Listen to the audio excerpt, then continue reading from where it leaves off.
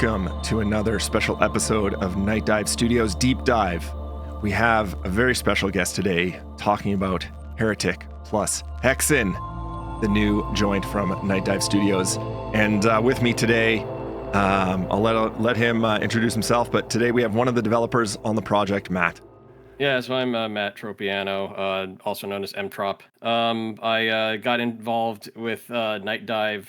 Actually, it was, I think, around Rise of the Triad Ludicrous Edition, where I was brought on to like make additional maps and stuff for the new like Ludicrous episode. Yes. And the additional thing that I also was brought on for was killing time, because they needed somebody that was well versed in the Doom mapping editor, Ultimate Doom Builder. That's what you guys used in Killing Time? Yeah, we used that because like it was kind of a like a somewhat of a Doom engine game that like never really was like a Doom engine game, but like it never was advertised as a Doom engine game, but it had a lot of like Doom engine pieces in it. Right. So the maps were converted to this format called UDMF, and that was understood by Doom Builder. So they needed somebody that was well versed in Doom mapping and editing. So nice. Yeah, that was so like I was brought on for that, and nice. Yeah, they were impressed with my portfolio, I guess. You're the map guy working in Doom. Yeah, definitely. That's pretty much my role Amazing. at the moment. What spurred that? How did you get interested in that scene with mapping and modding?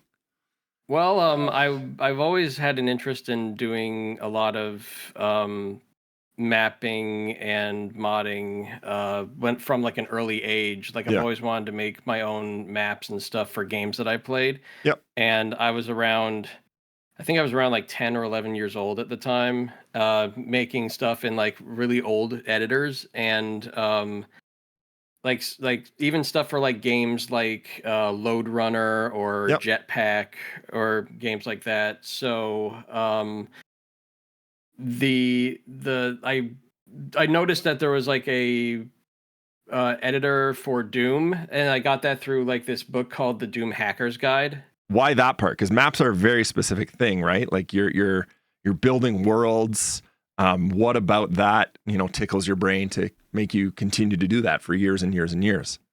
Well, I think you touched upon it, like with building worlds and stuff like that, but also like with editors of this kind, you get like kind of a like an instant gratification for of like figuring out like, oh, I made this like room with this like stuff in it, and then like as soon as you run it, it's there. You can play it.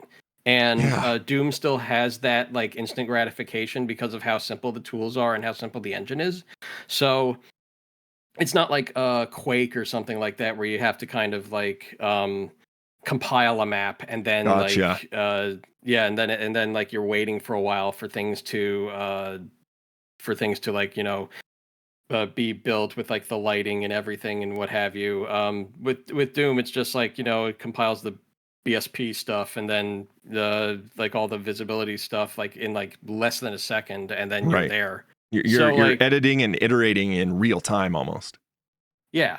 So like that is the like that's the appeal, I guess. Like it's the low barrier to entry is like is the appeal for doing stuff in Doom, at least for me, and probably for like other people that do that sort of thing. So that is kind of like that's what kind of got me started when I was a lot younger in making stuff. And like I just had like the desire to like make my own worlds and maps and stuff like that, and like that was like an outlet for my creativity. And like I would do that like in notebooks and stuff like that, like just draw like maps. And the grid paper helps. That goes a long way. Yeah, like making maps for like Wolfenstein on grid paper. And Totally. like yeah, because I didn't have an editor for that. But then like, when I got that like book with that CD like full of editors Yeah. and editing tools, I like started with that. And then I got like a better editor like over time, and then Doom Builder came out, and then so I've been working with like this lineage of like editors Very over cool. time. And then uh that experience kind of led me to Nightdive, because they needed somebody that knew that sort of thing. So yeah, I guess they were impressed with my portfolio Nice. and breadth of work. So like they're just like, yeah, bring them on to work on this on Awesome. Killing Time. So yeah, I did a lot of changing of maps of that, and that was how I got my Doom mapping start in at Night Dive. So yeah, because before that, I as I mentioned, I worked on Rise of the Triad Ludicrous Yep. Edition, which is a completely different editor, but I also made Rise of the Triad maps way back when. So that was like also just, I don't know. I guess the point I'm trying to make with all this is that you never know where your hobbies will take you. So it's like kind of like, that like I thought I didn't think very much of like, my hobbies until like but then like now it's like, oh, I can make a living doing that. Right. Someone started So paying you to it's, do your hobbies. Yeah, yeah, so like it's an interesting journey where growing up you're told, okay, do this, work hard, do this, get a job. Meanwhile, all of my spare time is, again, yeah, building worlds for D&D, or mm, like tabletop campaigns, painting miniatures, yeah, editing levels. I did a ton of Heroes of Might and Magic map building because that was my yeah. shtick. And like getting the balance perfect and that sort of thing. So Yeah, I yeah, hear you, yeah. man. And then when I guess my point is like, it is so easy to work on something that you find enjoyable, because then it doesn't feel like work. Well, Because you want to it's do it still work anyways, at the right? end You of want it. to tinker, you want to do this. Yeah, I mean, with the caveat that it is still work at it the is end of the still day. Like work. it, Yes, it is because still like work. it's still work, because like sometimes it's just like oh, I got to play through this map again and make Yeah, sure everything's yeah, perfect, and like so like it becomes work. But I mean, it's work I don't mind so much. But then like, okay, the 100th playthrough of this map, it's like, okay, yeah, I'm pretty sure everything's working, and whatever. But you want everything to be as like, as concise and perfect as yeah, possible. So exactly. I mean, Amazing. Well, yeah, thank you for sharing your journey with us. Now, so yeah, we go from Ludicrous Edition up to Killing Time. Now we're at Heretic plus Hexen. yeah. Tell me a little bit of the behind the scenes on that with the maps and Heretic Hexen, and then you mentioned offline Death Kings. I want to know what that is. Yeah. So like right Yeah, before yeah, Heretic plus Hexen, there was I worked on Doom plus Doom 2 just for like yes, Legacy of Rust, and making sure those maps were like play tested and stuff like that. nice. So like I still had like more Doom stuff to do. And but like now, like with Heretic plus Hexen, I had kind of a role in making the new Hexen hub, Vestiges of Grandeur, and Yep. then also going to like revisiting heretic maps and seeing what can be spruced up in terms of map geometry and or texturing and stuff like that, because we got like a whole bunch of new textures and stuff.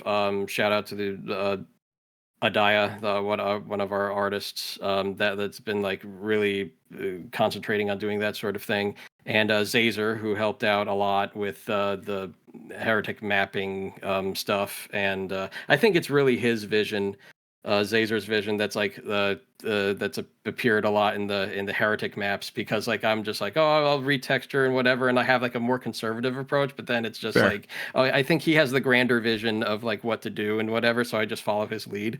Uh, but um, but for um, but for Hexen, I fixed up some of the maps. I added the waypointing system. Made sure everything was play tested and working, and then I led the new Hexen hub, Vestiges of Grandeur, and Nice. that was like plotting out what map needs what in order to like unlock this other area and that sort of thing. And then like once you lay out the whole spec for that, then whoever has time to work on a map can just pick up like whatever the map specs are and then just make a map tailored to that, and it'll still work with the rest of the hub because you're visiting like maps frequently multiple times throughout the campaign. So Right. yeah, so like you still have to figure out that you have to figure out like on this visit what can the player do, and on this visit what can the player do, because of like stuff that they've collected in other maps. Right, and so, what triggers are going to unlock accessibility to other stuff. Yeah, so like that's so then like once you like lay out like when this happens, then this becomes open, and when this happens, this becomes open, and then you make a map to that description, then it will work with the other maps that have similar requirements and stuff like that. So like I did the laying out of all that stuff. Amazing. For Vestiges. Amazing. And yeah, so like and then I think it was Kaiser that headed up the Heretic episode. So like I didn't have too much involvement with that because it was like a bunch of other mappers that did that sort of thing. But I did the Hexen stuff. I took charge of most of the Hexen stuff in Heretic plus Hexen. With Vestiges of Grandeur, is it like a hub and spoke model? And is it? You have to forgive me. It's been a minute since I've played these games, but is there an intended path, or does it kind of go where you want? There is. It's semi-intended. At some point, there is a bit of a split for like if you pick up this key and this other key that's like in like one of the maps, then you have like kind of a branching path of where you can go next. But there is like, I mean, there is an optimal route, but like it's not really it's not really laid out for you in that way, so that like just more and more things open up as you play it. So like there's like two phases. Like the first phase is you're visiting each map once and collecting a chalice that you have to put on this altar, and then like after all the chalices are placed, the second phase of all the maps open up, and that is and that's like you doing a lot of key hunting and a lot of puzzle item placing and stuff like that. So like I try to make it was eased into the locales that they'll be visiting, so that the next time that they visit, they have a familiarity with like what they've already seen. Right. So that was the goal for Vestiges, because there are some places in the original Hexen and also in Death Kings that gets like a little bit cryptic, and that was also kind of like the reason why we put in a waypoint system, where it was just like if you were visiting the game again, it's like what is there to do, where should I go next, and then so you don't get like completely lost, because I mean there still is like there still is like walkthroughs that you can do, but like nobody wants to really consult a walkthrough all the time, so we put in like a kind of like the scripting activated waypoints in the original game and in the expansion Death Kings of the Dark Citadel, and so that like the player can still, well, also we put it in Death Kings as well. Vestiges. Yeah. And so like now we have a waypoint system in Hexen, so that like the player can't get totally lost. So that's what we did. Nice. It's an interesting puzzle, because like the people, you kind of have two camps of people coming to this game, where people who have played this and love it and know it through and through, and then a whole batch of new people that have never heard of the game before, and you kind of have to account for both of them. And like something like that waypoint system is such a nice quality of life upgrade for the people especially coming to it fresh and new who haven't played this game before, right? They might have played something similar, but again, going back to original Heretic and Hexen, it might they might get lost, if you will. Yeah. So I mean, like, they'll get lost, and I will note it was a little bit of a pain to put in the waypoint system. So I hope people enjoy it. Yes. I hope people like find it useful and stuff like that, because like it still had to use like a lot of, and this is where it gets a little nerdy.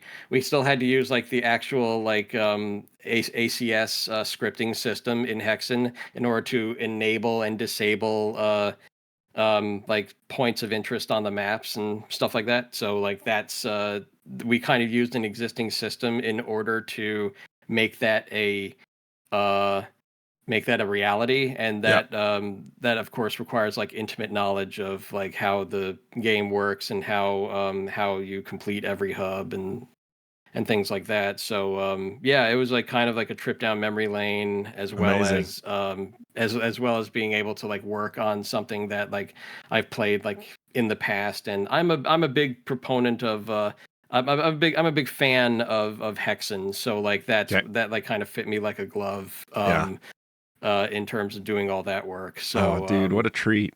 Yeah. I'll have to I'm going to make you, can you tell me what ACS is for the folks at home? Okay, so ACS is action code script. It's like a C-like scripting language that that like, say you like flip a switch in a map and it does like a whole bunch of things at once. Like it sets some variables like for other parts of the map, like if you do like fulfill some other like objectives and requirements, but then it also would like make like floors like rise like in sequence. It would also make things like appear out of nowhere, and then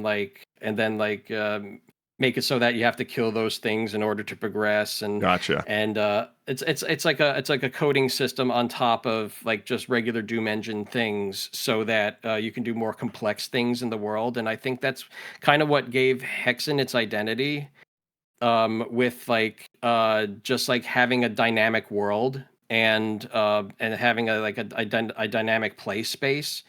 And that's really what I feel sets Hexen apart from other Doom Engine games, is that it has that element of or that technological element that allows you to do like more crazy stuff in the Doom engine. So and just with like the Doom engine. So like while like Doom 2, Heretic have like their own feel and look and stuff like that, I feel like Hexen has like that like additional edge on top of those Doom engine feels like games. a big leap instead of a little step, that was like definitely a huge addition to the engine that like made it what it is.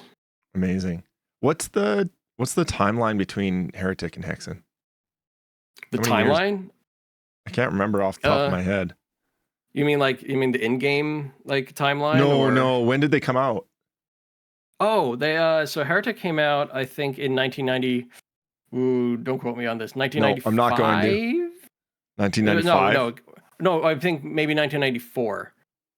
And then somewhere around 1994, and then I think Hexen came out in 1995. Right. Because we're coming up on its 30th anniversary. Yeah, right. almost back to back.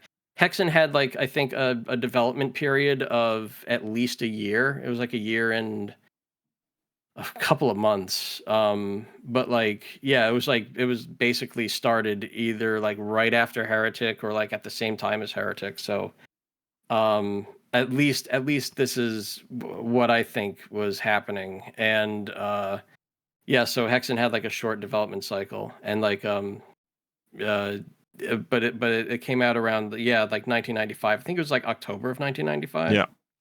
So like we're coming upon its like 30th anniversary. Amazing. Soon. So I'm just glad to be a part of that. What a milestone, hey? That's pretty awesome. Yeah, a part of that, like, and also a part of that development cycle. Because like when I was a kid, like I didn't think I'd be working on the official versions of games that I loved playing. Totally. So So like, yeah, this became a like kind of like a dream come true to Yeah. work on these sorts of Yeah. games, especially since I've been involved with them for a long time. Totally. Yeah, I have fond memories of it. I remember because playing the shit out of Doom and Doom 2, and then Yeah. Heretic comes along. You're like, oh, what wizards? I mean, like, let's go. So I was enamored by it, and Yeah. the memory that's stuck in the gray matter is when I went to use the cheat codes because I was a kid, right? I was using the cheat codes, and then same ones didn't work because I think it made fun Yeah, of they you would. when you put in the cheat codes from Doom into Heretic. Yeah, it would either kill you outright or rob you of all your Yeah, weapons. I thought that was So clever.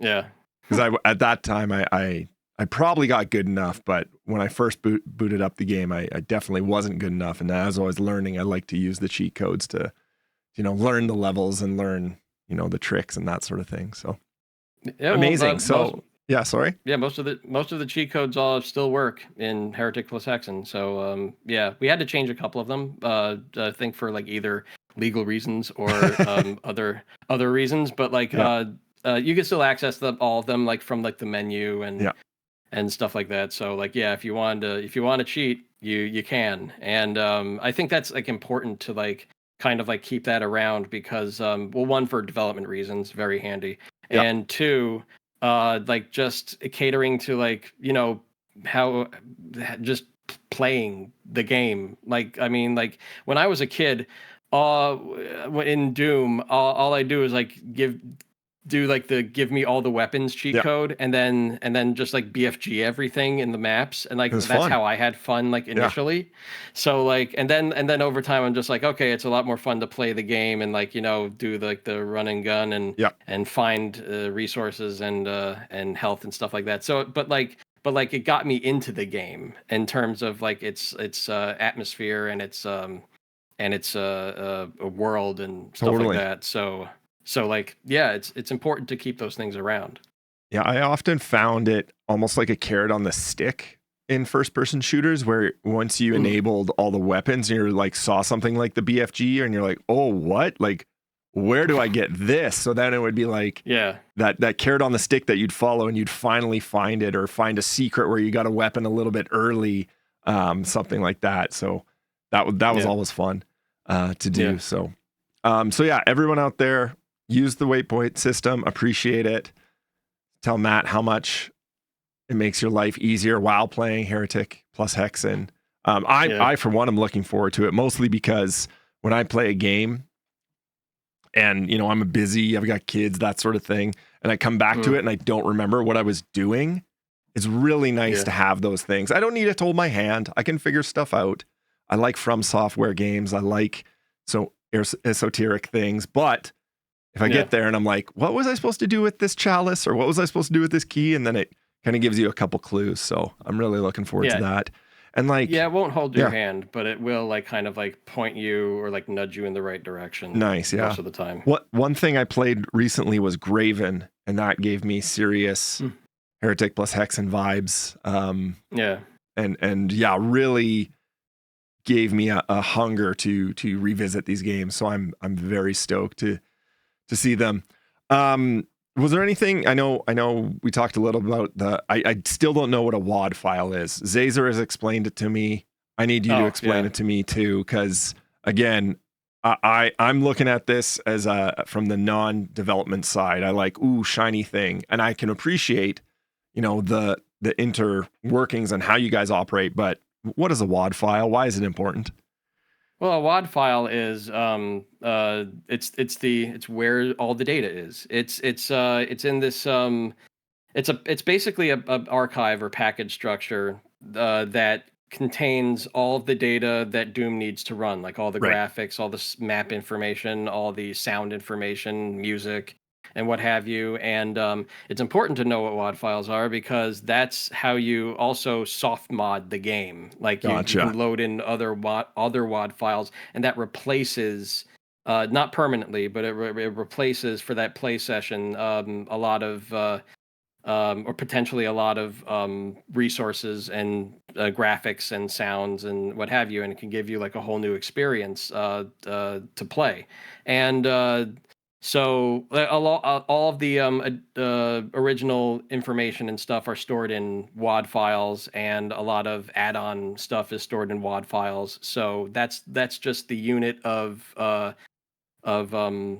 information Yep. that Doom uses for lookups and other sorts of Awesome. I data appreciate it you needs. explaining to me like a child, because it's actually quite useful. Yeah, it's just like a box that you put a whole bunch of stuff in, and then the game understands how to read it. So, Nice. yeah, and a lot of other utilities as well. So that's how You we make WAD files. nice. You mentioned, using was it ASC? ACS, yeah. ACS, sorry. And that the waypoint system was kind of a pain in the butt to make, but can you give me some other challenges that you guys faced during the development of Heretic and Hexen? A lot of it was also like just I guess building the information for each release. Like our building system is like, pretty set in stone for like code and what have you. But then we also have to build the WAD files themselves that contain all the data for the game, and they used Doom tools, which is something I made for the community years ago that is like kind of allows you to do what us nerdy programmers call continuous integration. So like Okay. we laid out all the information in directories and what have you, like all the sounds go in one place, all the maps go in one place, and so on and so forth. And then we have a series of tools that convert a lot of the graphics to what Doom can understand, convert the sounds to what Doom can understand, and then mush them all together into a WAD file. Right. So like we did that for the main Heretic WAD files and Hexen WAD files, and then as well as the add-ons for Right. like the new episodes and new and also like the Death Kings of the Dark Citadel. That's also a add-on for I'm using the old terminology add-on. You call it DLC these days. But like but yeah, for like all the Back when we all could just the download it and didn't have to pay for it. exactly. Well, I mean, yeah, well, it's still downloadable content. No, I At know. the end of the I'm just day. being funny. Yeah. Yeah. So but yeah, so we use that tool set to automatically throw together all the data into WAD files, and that enabled us to kind of like separate the development between the code base and the, I guess, the asset base. Yep. So we can work separately, and people didn't have to like touch the code if they were working with like maps and sounds and graphics and what have you. So and then like it would be combined in the build system. So we just like use the separate tools to automatically and automatedly Yep. build those components. And that was kind of like one thing we had to figure out. So yeah, I'm glad that like a lot of or like the tools that I've made um had a purpose, had a greater purpose this time around, because we used that for Legacy of Rust for Doom plus Doom 2. Yep. And just to, I think, create the add-on episode. And then for this time around, it was to build the original data, because we wanted to include more stuff in those main WAD files, and then the additional stuff later. So yeah, just to have an automatable way to do that was like I guess a great boon for the development cycle. That's really interesting that, yeah, something you made ages ago is now being used in official capacity to build the game.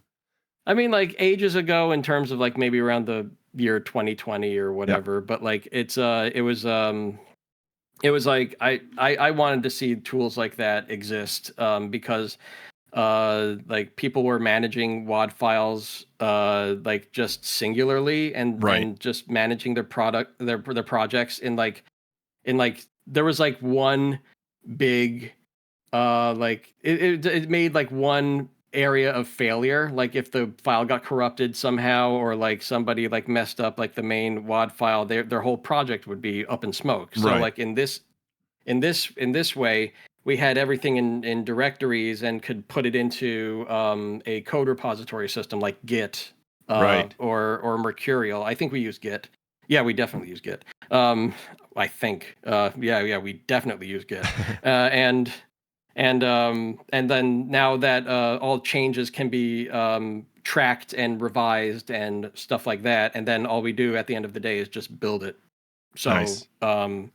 yeah, I wanted to see that system used by other people as well in the community, and like maybe change their workflow for the better. Totally. So that's why I made those tools. That's And awesome. There's something to be There's something to cool be to said see it, about like, the unification of tools where, now with something like Doom tools, as you said, we can solve by committee.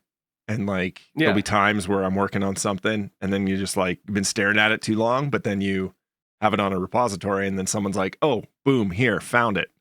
And it's pretty cool to see that, especially with modding and the modding community, how, obviously you have a closer finger on that pulse, but just like as an outsider, I find like the collaboration and the ability to collectively make something better is very intriguing to me, and I really like that vibe.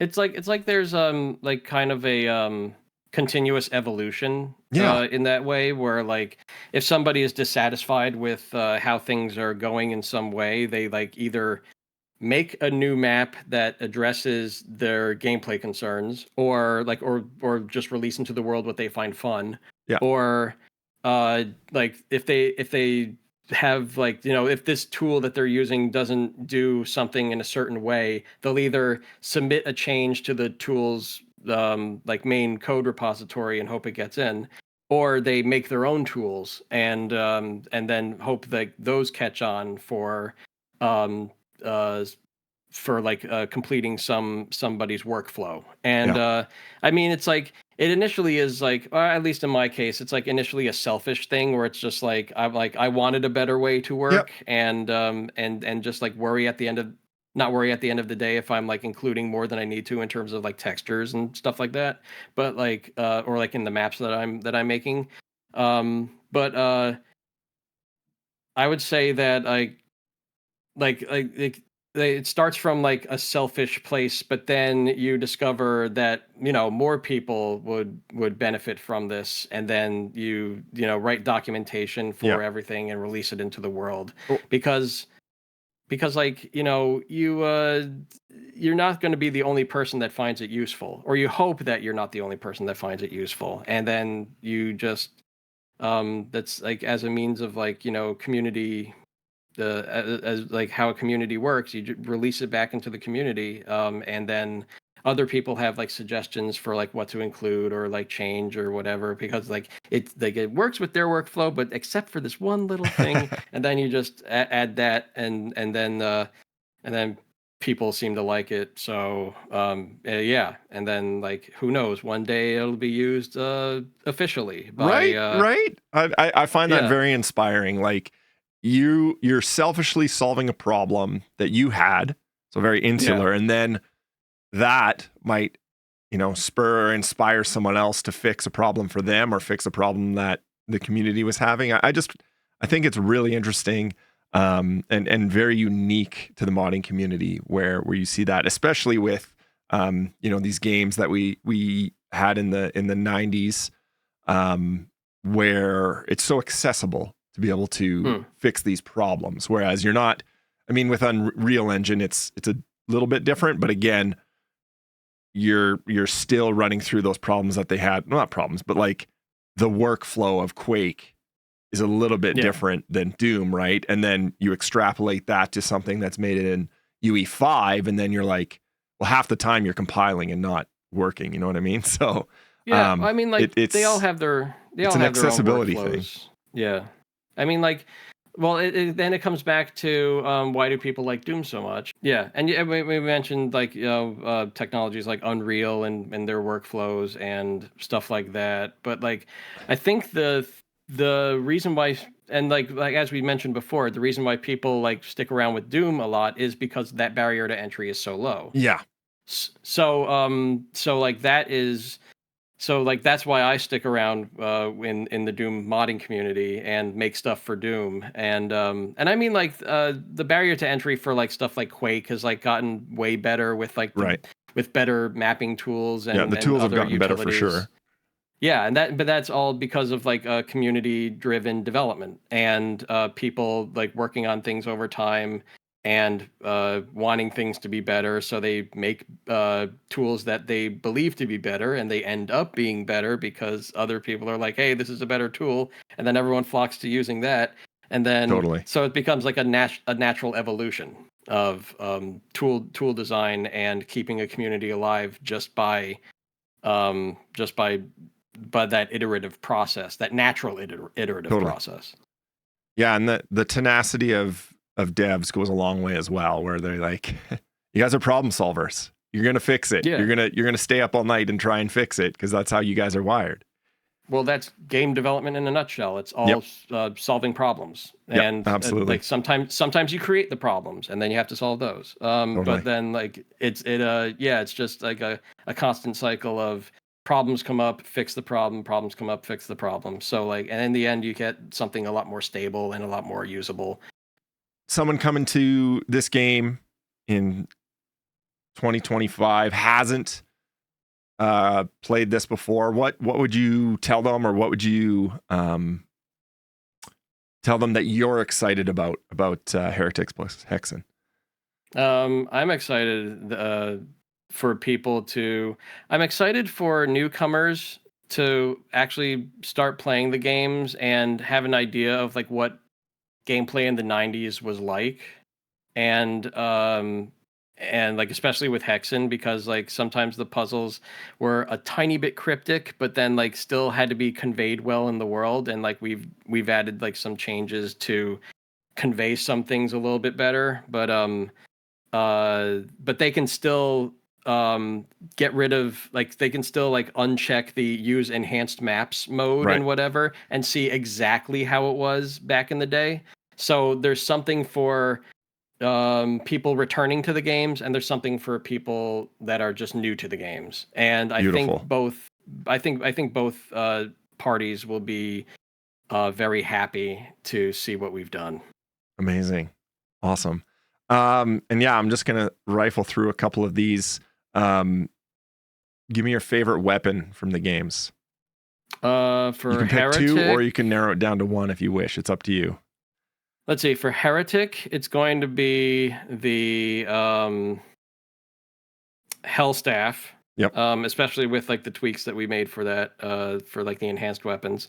Yep. And then for or the crossbow is still like a nice mainstay. And the for Hexen, I'm a big fan of the cleric class. So the Wraith Verge, like just the shooting the things and the ghosts like eat up everybody and whatever. That's fun. But then also the Firestorm is like my actual favorite weapon. So yeah, and we've made some tweaks to for like the mage and cleric to make them a little bit more better gameplay Like along usable? with the fighter. So yeah, a little bit more usable, and like a little bit of their friction was lessened. Okay. So I think people will be excited to see that as well. Awesome. Do you have a favorite map that you've made, or one that you just maybe you didn't make? Do you have a favorite map? Let's see. And you don't say Vestiges of Grandeur. Yeah, I don't have like a favorite. Well, let's see. I always like seeing E1M1 of Heretic all the time. Yeah. Like just feels good. Feels cozy. Feels good. Feels cozy. Just like I'm right back in Heretic. In Hexen, I guess I have a favorite hub, and that is Shadow Wood, and that's like the second hub of Hexen because like I feel like that's where the game kind of like finally finds its footing and Amazing. and takes off. And